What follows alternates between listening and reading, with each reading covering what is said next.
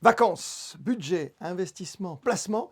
On fait le point ce soir justement sur la tendance actuelle des marchés avec notre premier invité, c'est le directeur général de la banque CFM Indo-Suez Wealth, Mathieu Ferragu. Bonsoir à vous. Bonsoir. On est à la fin de l'été, c'est intéressant de faire un bilan avec vous. Où en sommes-nous aujourd'hui, cette période bien particulière de l'année, c'est-à-dire la fin de l'été, juste avant la grande rentrée? Nous sommes depuis le mois de juillet et donc ce mois d'août dans une phase un peu d'attente, de torpeur estivale, où tous les acteurs économiques se posent des questions sur l'avenir proche, avec des marchés qui, grâce à l'intervention des différents gouvernements et des banques centrales, sont aujourd'hui extrêmement bien valorisés et donc cela crée une attente d'autant plus forte de la part des investisseurs. Il y a même un côté séduisant peut-être dans certaines valeurs? Alors, un phénomène assez intéressant, et en général, les crises ont cette vertu quelque part qui est d'accélérer les tendances. Et donc, on voit effectivement des valeurs extrêmement recherchées, notamment les valeurs technologiques. Alors, est-ce que c'est lié directement au Covid? Est-ce que c'est une accélération due à la crise du Covid? Très probablement. Et donc, nous voyons une rotation sectorielle assez forte aujourd'hui sur les marchés, avec des valeurs industrielles, les valeurs du tourisme qui restent extrêmement challengées, et par ailleurs des valeurs technologiques qui ne cessent de battre des records à la hausse. On le rappelle, hein, dans votre banque, évidemment, il y a 30% d'actionnariat des familles monégasques. Aujourd'hui, ceux qui viennent même de l'extérieur, il y a une sorte de sécurité à venir chez nous, chez vous, à Monaco? Alors oui, effectivement, une banque comme CFM Indo-Suez Wealth présente les atouts d'être d'abord la seule banque en principauté avec un actionnariat local, donc à hauteur de 30% tel que vous l'avez mentionné, et aussi la présence à 70% d'un grand groupe bancaire international qui a d'ailleurs montré dans ses résultats du deuxième trimestre 2020 la solidité de son modèle d'affaires. Et donc nos clients sont extrêmement sensibles en ces périodes chahutées à la qualité et à la solvabilité des acteurs auprès desquels ils déposent leurs actifs financiers. Oui, c'est important, hein, de savoir où on place justement nos fortunes, nos richesses avec des plans A, des plans B, voire des plans C quand même. Oui, alors généralement dans ces phases de crise, on avait pu le voir dans les crises précédentes, la crise des dot-com en 2000, on l'a revu en 2008 avec la crise des subprimes. Là, on le voit maintenant sur la crise du Covid. On voit des clients qui sont beaucoup plus attentifs à la qualité de l'institution auprès desquelles ils déposent leurs actifs. Et on voit aussi un besoin de plus en plus fort de diversification par l'utilisation de différentes institutions, voire de différentes géographies. Mais Monaco reste vraiment une place de choix pour nos investisseurs, et sur cette période des 6 derniers mois, à aucun moment leur confiance dans la place n'a été remise en cause. Jamais remise en cause, hein. C'est cette confiance mutuelle finalement, hein, entre le client et sa banque.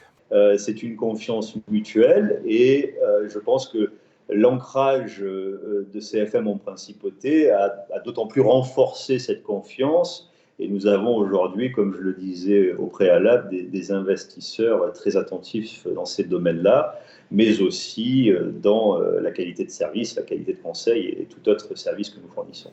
Vous avez une grande vision internationale. Quelle est-elle aujourd'hui, la situation économique dans le monde entier? Est-ce que vous pensez qu'il y aura un effet rebond très rapidement? C'est une crise qui, en plus, par rapport aux crises précédentes qui étaient uniquement financières ou économiques, elle est d'abord sanitaire. Donc ça génère beaucoup plus d'incertitudes que les autres crises.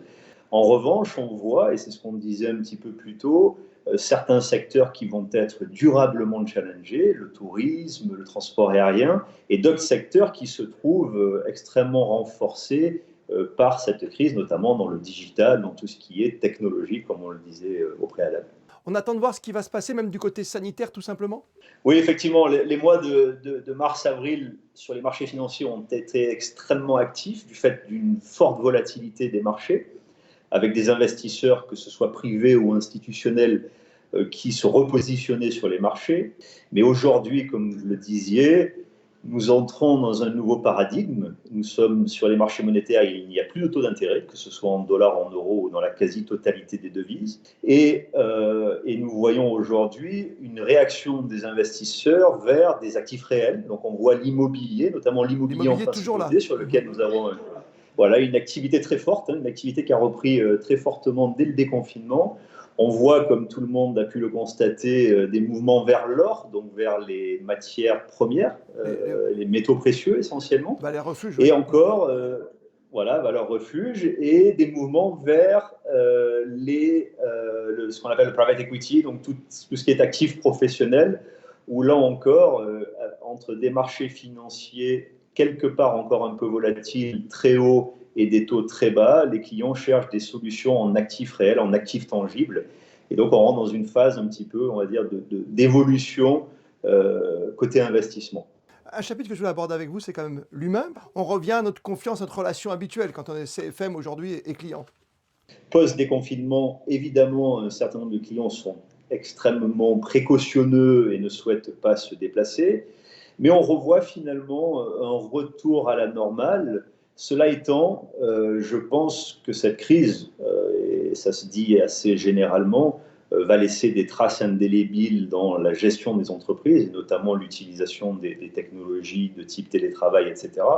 Mais nous avons pris le parti côté CFM de se retrouver le plus vite au plus près de nos clients pour pouvoir les accompagner et de se poser un certain nombre de questions stratégiques sur l'évolution du mode de télétravail et du travail à distance en général. Mais nous attendons, comme tout le monde, de l'évolution réglementaire, législative, et de voir un petit peu aussi ce que seront les conditions sanitaires dans les mois à venir, ce dont nous sommes peu certains à ce stade. Personne ne peut savoir. En revanche, pour conclure, quand on dit CFM, Indo-Suez et Wealth, Wealth à la fin, si on traduit, c'est prospérité dans l'investissement. Vous me conseillez quoi ce soir, finalement, si j'ai un tout petit budget? Voilà, si on se rassemble toute la télévision, on se dit, tiens, on va investir dans... Allez, dans la pierre, vous me dites, dans l'or? Je dirais continuer à diversifier, principe de base. Et puis, ces crises sont toujours le meilleur moment pour identifier de nouvelles tendances. Et c'est à ce moment-là qu'il faut savoir se créer des convictions et investir avec beaucoup de conviction dans ces moments-là. Savoir se positionner. Effectivement, prédire l'avenir, c'est plus compliqué au niveau sanitaire, on l'a bien compris aussi. On aura l'occasion d'en reparler, évidemment, pendant l'été indien ou cet automne ensemble. Merci mille fois d'avoir répondu à nos questions ce soir. À très vite. Merci à vous. Bonne soirée.